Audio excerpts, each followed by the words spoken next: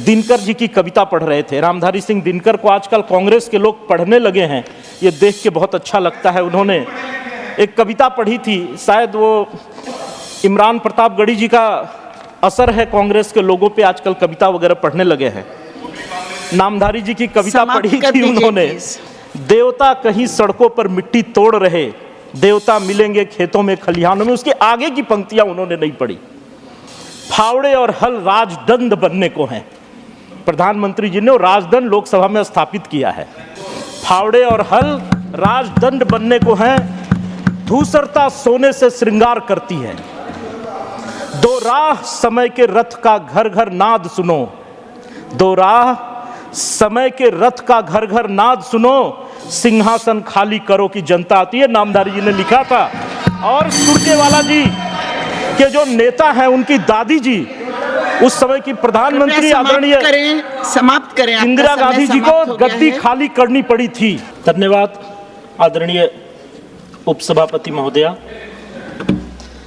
कृषि एवं किसान कल्याण विभाग के कार्य पर आयोजित इस चर्चा के सत्र में आपने मुझे भाग लेने का अवसर दिया है, मैं आपके प्रति आभारी हूं। आज की इस चर्चा का शुभारंभ करते हुए कांग्रेस के रणदीप सुरजेवाला जी ने कुछ तुलनात्मक आंकड़े प्रस्तुत किए। उन आंकड़ों में उन्होंने एनडीए सरकार के आंकड़ों की तुलना एनडीए सरकार के आंकड़ों से की। शायद उन्हें याद नहीं था कि आज से कुछ समय पहले, 10 साल पहले उनकी सरकार थी और 10 साल उन्होंने शासन किया। अगर उस समय के आंकड़ों से एनडीए सरकार के आंकड़ों की तुलना करते तो ये बेटर होता। और उसके पहले भी 50-60 साल देश पे शासन किया तो उस समय के भी आंकड़े थे। तो एनडीए सरकार के आंकड़े से एनडीए सरकार की आंकड़े की तुलना करके उन्होंने चर्चा की शुरुआत की और चर्चा एक गलत दिशा में आगे बढ़ा दी उन्होंने। आदरणीय उपसभापति महोदया, कांग्रेस पार्टी ने इस देश पर आजादी के बाद सर्वाधिक समय शासन किया है और किसानों की ढेर सारी समस्याएं विरासत में हमें मिली हैं। कृषि का कार्य बिना पानी के हो नहीं सकता।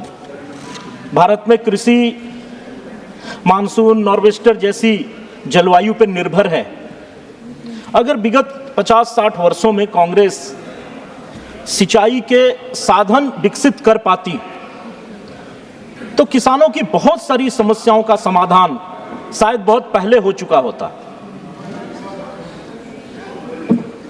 हमारे देश में किसानों की मुख्य समस्याएं जमीन के क्षेत्रफल की तुलना में उत्पादन का कम होना, मिट्टी में पोषक तत्वों की कमी, मिट्टी में किन पोषक तत्वों की कमी है उसकी जांच की व्यवस्था नहीं होना, कृषि उत्पादों का विपणन, भंडारण, ट्रांसपोर्टेशन, कृषि कार्यों में आधुनिक तकनीकी के प्रयोग का अभाव, ये सारी चीजें पिछले 50-60 वर्षों में कांग्रेस ने दी है और ये विरासत में ये समस्याएं हमें मिली हैं, जिसके समाधान का कार्य विगत 10 वर्षों से आदरणीय प्रधानमंत्री जी के नेतृत्व में भारतीय जनता पार्टी और एनडीए की सरकार ने करने का प्रयास किया है।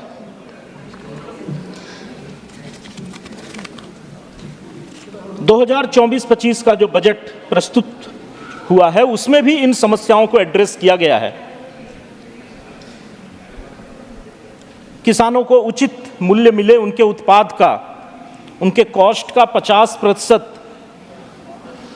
कम से कम अधिक मूल्य मिले, इसके लिए प्रयास किया गया है। और आज जो एमएसपी खरीफ के फसल की अभी जून में घोषित हुई है उसमें कई फसलों के उत्पादन के जो मूल्य है, कॉस्ट है, जो खर्च है, उससे 80 से 100% तक अधिक मूल्य एमएसपी में घोषित किए गए हैं। सरकार ने बजट में जिन 9 प्राथमिकताओं की बात कही है उसमें कृषि में उत्पादकता और अनुकूलनीयता की बात प्रथम स्थान पे की गई है और उसी के अनुकूल प्रावधान भी किए गए हैं। पूरे दुनिया की जलवायु बदल रही है और उस जलवायु में उपज को बढ़ा सके ऐसी उन्नत बीज चाहिए। उसके लिए बजट में कहा गया है कि 32 कृषि और 109 बागवानी फसलों की आज के जलवायु में जो उपयुक्त हों, आज के जलवायु के हिसाब से जो उत्पादन दे सके, ऐसी उच्च पैदावार वाली नई किस्मों के अनुसंधान के लिए इस बजट में प्रावधान किया गया है। अगले 2 वर्षों में 1 करोड़ किसानों को प्राकृतिक कृषि अपनाने के लिए सहायता दी जाएगी, इसका प्रावधान किया गया है। और प्राकृतिक कृषि के जो उत्पाद होंगे उनके प्रमाण पत्र उन्हें दी जाएंगे, ताकि जो खरीदार है वो पूरे विश्वास के साथ उन उत्पादों को खरीद सके। दाल और तिलहन के जो उत्पाद हैं, इसमें देश आत्मनिर्भर बन सके, इस दिशा में भी बजट में बहुत सारे प्रावधान किए गए हैं। सरसों, मूंगफली, तिल, सोयाबीन, सूरजमुखी आदि के उत्पादन में आत्मनिर्भर बनने का लक्ष्य भी इस बजट में लिया गया है। सब्जी उत्पादन की एक बहुत प्रमुख समस्या यह है कि उसका भंडारण और विपणन और उसका ट्रांसपोर्टेशन ये ठीक से न हो पाने के कारण किसान को अक्सर घाटा सहना पड़ता। अभी एक माननीय सदस्य कह रहे थे कि टमाटर को फेंकना पड़ता है किसानों को। ये इसलिए होता है कि भंडारण की उचित व्यवस्था हम इतने वर्षों में नहीं कर पाए, उनका विपणन ठीक से नहीं हुआ। इस दिशा में भी हमारी सरकार ने विगत 10 वर्षों में काफ़ी काम किया है। ई नाम पोर्टल के माध्यम से आज किसान सीधे उसका एक्सेस हुआ है देश भर के जितने भी कृषि बाजार हैं, जहां मांग है वहां वो अपने सामान को सीधे भेज सकता है और इससे बिचौलियों से उसे मुक्ति मिली है। बिचौलिए अक्सर किसानों को मिलने वाले लाभ का बड़ा हिस्सा खा जाते हैं और इस पोर्टल पे रजिस्टर्ड होकर के आज देश का किसान देश के किसी भी हिस्से में अपने उत्पाद को भेज सकता है। बहुत सारी बातें हैं कहने को, समय समाप्त हो रहा है। सुरजेवाला जी दिनकर जी की कविता पढ़ रहे थे। रामधारी सिंह दिनकर को आजकल कांग्रेस के लोग पढ़ने लगे हैं, ये देख के बहुत अच्छा लगता है। उन्होंने एक कविता पढ़ी थी, शायद वो इमरान प्रतापगढ़ी जी का असर है, कांग्रेस के लोगों पे आजकल कविता वगैरह पढ़ने लगे हैं। नामधारी जी की कविता पढ़ी थी उन्होंने, देवता कहीं सड़कों पर मिट्टी तोड़ रहे, देवता मिलेंगे खेतों में खलिहानों में। उसके आगे की पंक्तियां उन्होंने नहीं पढ़ी। फावड़े और हल राजदंड बनने को हैं। प्रधानमंत्री जी ने राजदंड लोकसभा में स्थापित किया है। फावड़े और हल राजदंड बनने को हैं, धूसरता सोने से श्रृंगार करती है। दो राह समय के रथ का घर घर नाद सुनो, दो राह समय के रथ का घर घर नाद सुनो, सिंहासन खाली करो कि जनता आती है। नामधारी जी ने लिखा था।